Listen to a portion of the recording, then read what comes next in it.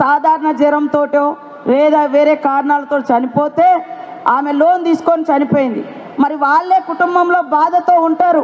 అలాంటి అక్క ఇంటిని బాధ పెట్టొద్దని మన తమ్ముళ్ళుగా మన అన్నలుగా సీఎం గారు డిప్యూటీ సీఎం గారు ఆలోచించి 2 లక్షల లోన్ బీమా కూడా పెట్టడం జరిగింది.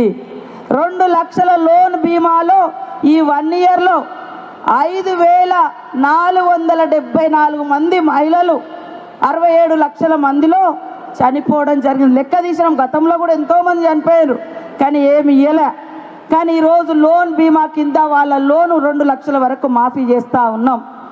మహిళలందరూ ఐక్యంగా ఉండాలని వాళ్ళ ఐక్యతను చాటుతూ ఆర్థికంగా బాగుండాలని మన ప్రభుత్వం కోరుకుంటా ఉంది.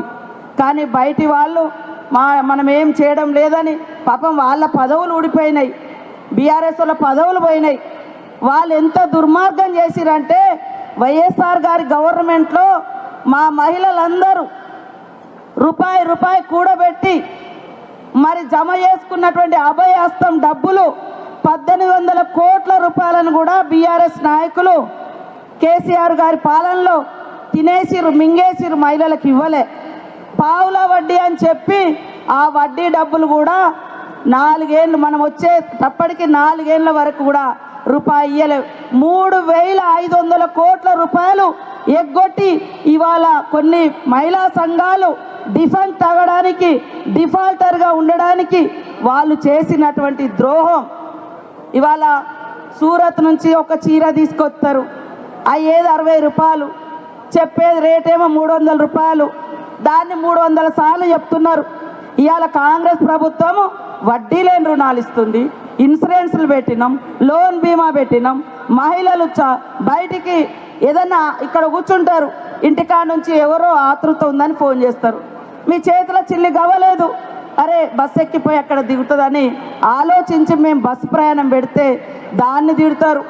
ఇవాళ మహిళలకు ఏ స్కీమ్ చేసిన ఇళ్లలో కరెంటు 200 యూనిట్ల ఫ్రీ వస్తుంది, సన్న బియ్యం ఇస్తున్నాం. ఈ గ్యాస్ 1,200 1,300 ఉంటే 500లకే ఇస్తున్నాం. వాళ్ళు ఏడాదికి ఒక చీర, మీకు మనం బతుకమ్మప్పుడు ఏం కట్టుకుంటాం, మనకు నచ్చినే కట్టుకుంటాం. వాళ్ళకు నచ్చింది, వాళ్లకు కమిషన్ ఇచ్చేది తీసుకొచ్చి ఇవాళ మేము చీరలు ఇచ్చినాం అని చెప్తారు. మరి వాళ్ళ బిడ్డలు కట్టరా, వాళ్ళ భార్యలు కట్టరా, వాళ్ళ కుటుంబాలు కట్టరా? 100 సార్లు చెప్తున్నారు 60-70 రూపాయల చీరలు తీసుకొచ్చి. కాబట్టి ఆర్థికంగా మీరు నిలబడాలని కోరుకునేది మన ప్రభుత్వం. మహిళలు మహారాణులు కావాలని కోరుకునేది మన ప్రభుత్వం. ప్రతి మహిళా సంఘంలో ఉండాలి. ఆపదకి సాపదకి ఈ సంఘం ద్వారా వాళ్ళు వడ్డీ లేని రుణాలు తీసుకోవాలి. వాళ్ళు ఆర్థికంగా ఎదగాలని కోరుకునేది మన ప్రభుత్వం. కాబట్టి వాస్తవాలను గమనించండి. మాయ మాటలు, దొంగ వీడియోలు చేసి తప్పుడు వాళ్ళ మనుషులతోటి తిట్టించి ఆ వీడియోలు చేసి పెడతా ఉన్నారు. ఇవాళ బతుకమ్మ అంటే మన అందరికీ బతుకునిచ్చే పండుగ, మన సంస్కృతి సాంప్రదాయాలు. బతుకమ్మ పండుగ మీద కూడా కాంగ్రెస్ను తిట్టడానికే వాళ్ళు పాటలు రిలీజ్ చేయడం అంటే ఎంత దుర్మార్గమో చూడండి. అంటే పండుగలో కూడా రాజకీయాన్ని ఎట్లా తీసుకొస్తున్నారు. పండుగ స్వచ్ఛత, పూల పండుగ, చెరువులకు మొక్కుకునే పండుగ. మరి ఆడవాళ్ళు అమ్మగారింటికి వచ్చిన సంతోషంగా పండుగలో కూడా రాజకీయాలు చెప్పించి రాజకీయ చిట్లను తీసుకొచ్చి బతుకమ్మ ఆడమని అంటున్నారు. ఇవాళ అందరూ సంతోషంగా ఉంటే వాళ్ళకు నచ్చుతలేదు, ఎందుకంటే వాళ్ళ పదవులు పోయినాయి. వాళ్ళ ఇంట్లో ఆడబిడ్డనే వాళ్ళు ఓర్చుకోలేకపోయారు.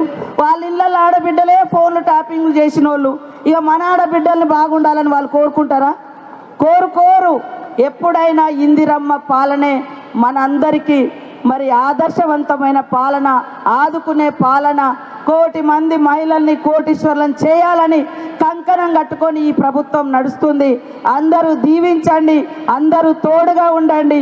మీ సమస్యల పరిష్కారం కోసం నిరంతరం మహిళా సంక్షేమ శాఖ ద్వారా నేను కూడా మీకు తోడుగా ఉండి మరి పెద్దలు గౌరవనీయులు మన బట్టి విక్రమార్క అన్నగారితో సీఎం గారితో మీ సమస్యలు ఏమున్నా కూడా మాట్లాడి పరిష్కరించే బాధ్యత నాది, మాది. స్టేజ్ మీద ఉన్నటువంటి పెద్దలదని కూడా తెలియజేస్తూ మీ అందరికీ నమస్కారాలు, ధన్యవాదాలు, బతుకమ్మ శుభాకాంక్షలు, దసరా శుభాకాంక్షలను తెలియజేస్తూ సెలవు తీసుకుంటా ఉన్నాను. జై ఇందిర మహిళా శక్తి. జై ఇందిరా మహిళా శక్తి. ఇప్పుడు గౌరవ మంత్రివర్యులు వివేక్ వెంకటస్వామి గారిని ప్రసంగించవలసిందిగా కోరుతున్నాను.